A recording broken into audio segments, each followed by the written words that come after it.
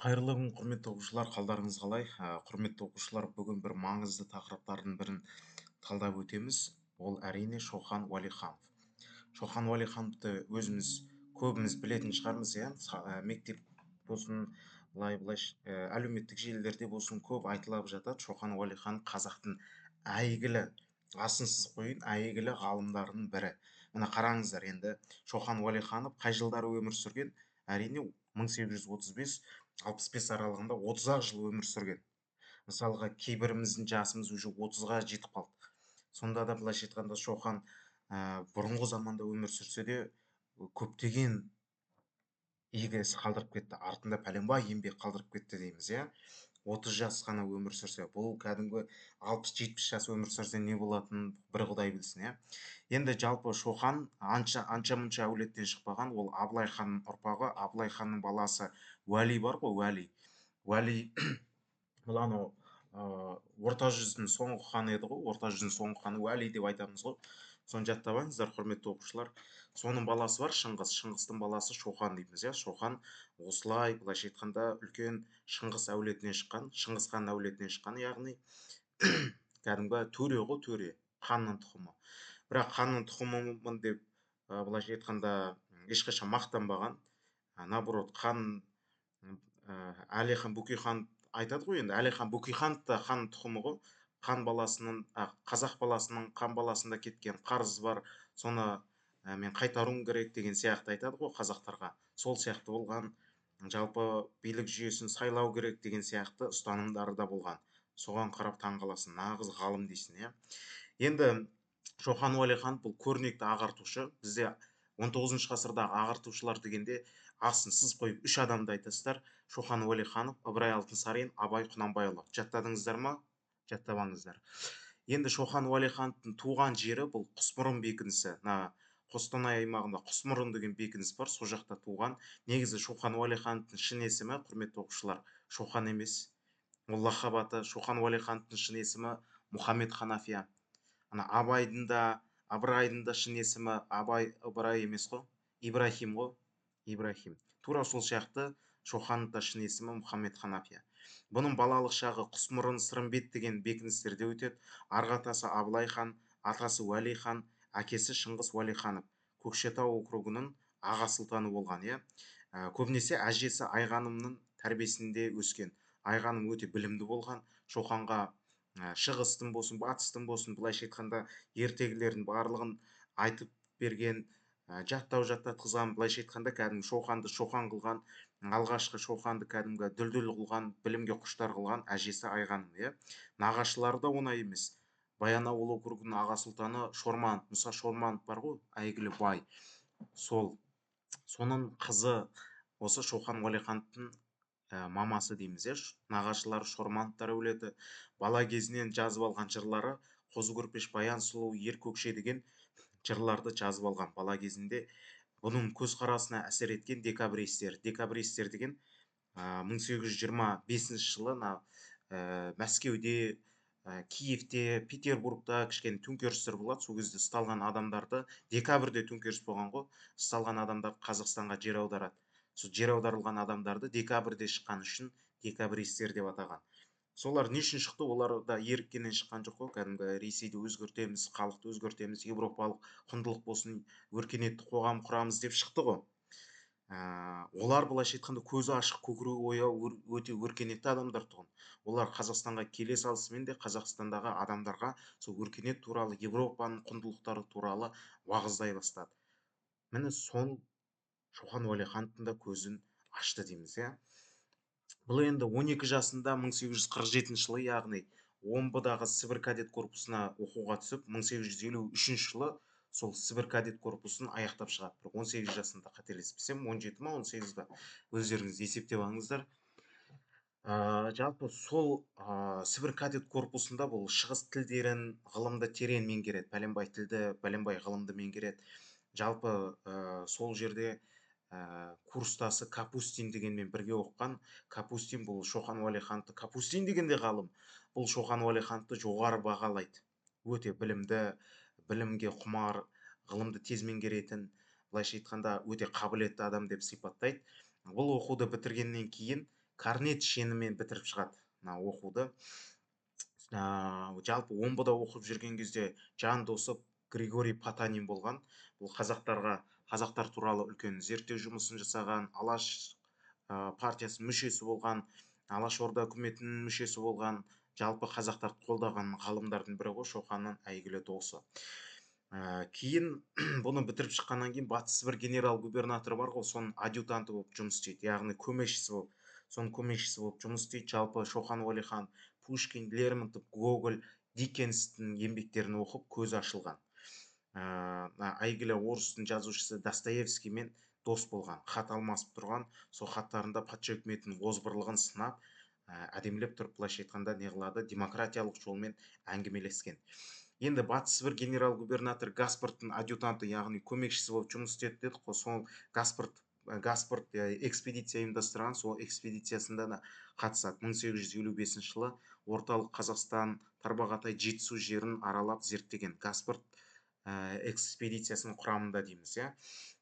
Одан қала берді Семен Тянь-Шанский бар ғой, соның да экспедициясының құрамында болған, кейбір маршруттарында бірге болған. Осы кісі Шоқан Уәлихановты жақсы бағалап, 1757 жылы Шоқан Уәлихановты Орыс географиялық қоғамы мүшесіне қабылдауға ұсыныс айтады. Сөйтіп, Орыс географиялық мүшелігіне қабылданады Шоқан Уәлиханов 1857 жылы деп қоямыз, иә. Енді одан қала берді, құрметті оқушылар, Шығыс Қазақстан Жетісу жерін аралаған, 57 жылы Алатау қырғыздарына сапарлайды. Сол Алатау қырғыздарына сапарлағанда қырғыздардың Манас жырын кәдімгі қағазға түсіріп сақтап қалған дейміз, иә. Қашқария жерінде 1858-59 жылдар сапарда болған.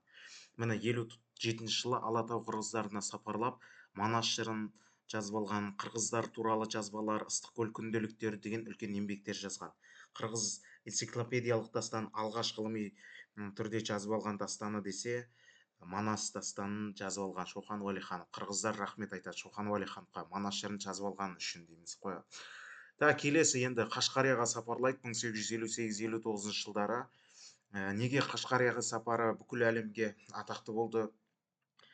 Себебі Қашқария ол кезде өте томаға тұйық, қазіргі Северная Корея сияқты, былайша айтқанда томаға тұйық, ешкімге кіргізбейтін, ешкім шығармайтын бір мемлекет тұғын.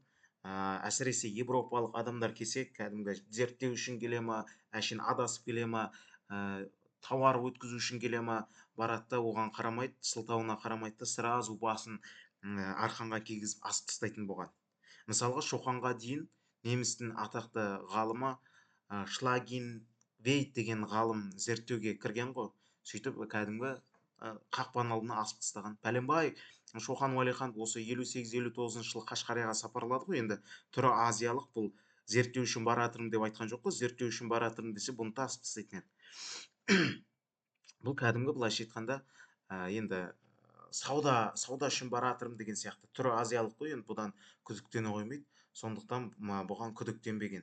Бірақ енді бұл Қашқарияға кіретін кезде дейді, бәленбай кәдімгі қақпан алдында бәленбай адам асылып тұр дейді. Бәрі европалық адамдар дейді, европалық нәсілдегі адамдар барлығын асып тастаған дейді. Зерттеу үшін келгені бар, шпионы бар, тыңшысы бар, кәдімгі қарапайым адам бар, бәрін оған қарамайды, асып тастаған дейді, иә.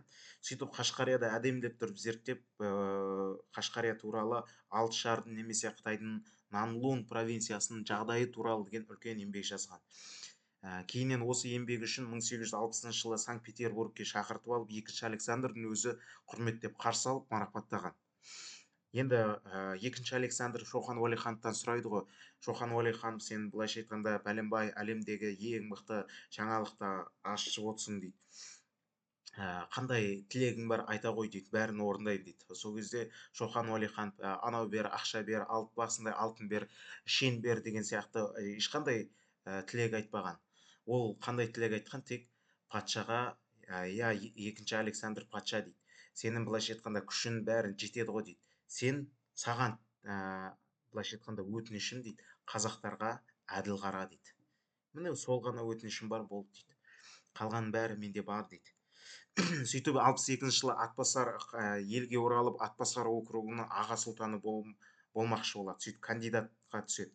Сөйтіп бұның мақсаты халқымды шенеуніктер мен байлардың қорғау дейді, солардың қорлауынан қорғау дейді, халқыма пайданы тигізу үшін аға сұлтан болғым келеді деген сияқты өзінің мақсатын айтқан дейміз, иә. Аға сұлтан болғызбай тастайды бұны. 62-ші жылы аға сұлтанға кедергі жасайды.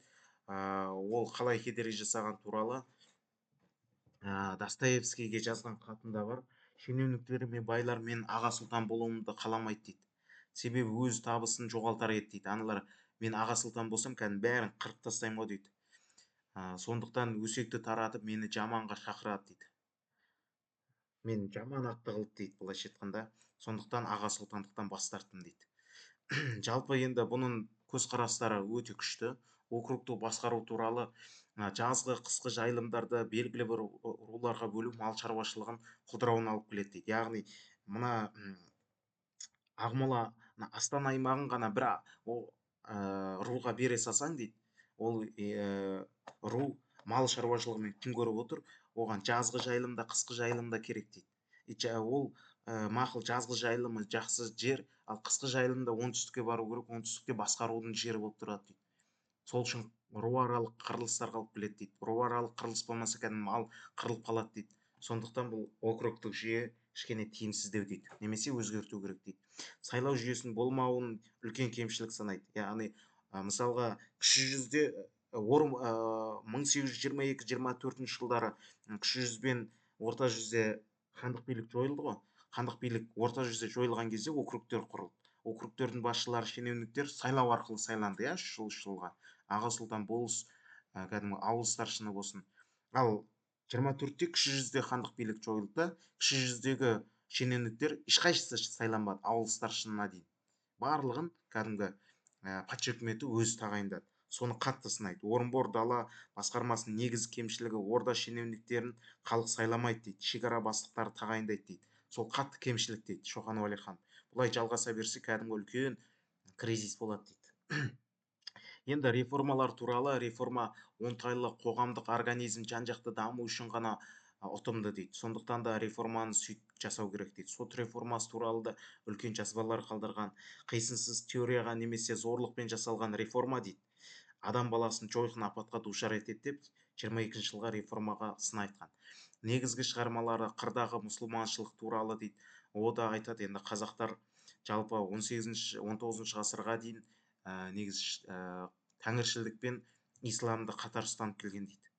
Өзін мұсылманмын деп атай бергенмен негізінен мұсылмандыққа сай емес қылықтар өте көп болған дейді.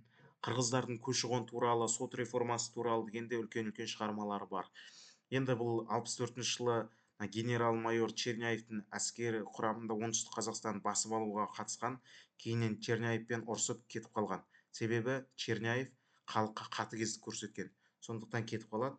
Кейіннен кетіп қалғаннан кейін 1 жылдан кейін 1865 жылы Тезек Төренің ауылында қайтыс болады. Бұның құлпытасын, Шоқан Уәлихановтың құлпытасын жасаған адам десе, жер аударылып келген Леопольд Ластовский дейміз, иә. Бұл қайтыс болғанын естіген Веселовский деген атақты ғалым Шоқан Уәлиханов шығыстану тарихында аққан жұлдыздай жарқ етті де жоқ болды деп комментарий жазған. Сондықтан Шоқан Уәлихановты біз не деп атаймыз? Аққан жұлдыз деп атаймыз. Оны кім айтты? Веселовский айтты дейміз.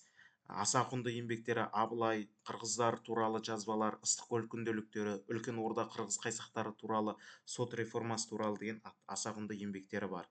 Шоқан Уәлиханов қазақтан шыққан тұңғыш кәсіби суретші. Шоқан Уәлихановтың еңбегін бағалап, Көкшетауда мемлекеттік университет осы Шоқан Уәлихановтың есімі берілген дейміз, иә. Құрметті оқушылар, осымен тақырып аяқталды. Келесі тақырыпта біз Ыбырай Алтынсаринді өтетін боламыз, ағартушы. Тақырып ұнады деген ойдамын. Ұнаса комментарийға жазып, колокольчикті басып, лайк басып отырыңыздар. Тіпті достарыңызға да бөлісіп отырыңыздар, достарыңызға да көмегі тиіп қалар. Жақсы, осымен құрметті оқушылар, ұнаса сау саламатта болыңыздар. Осымен сабақ аяқталды.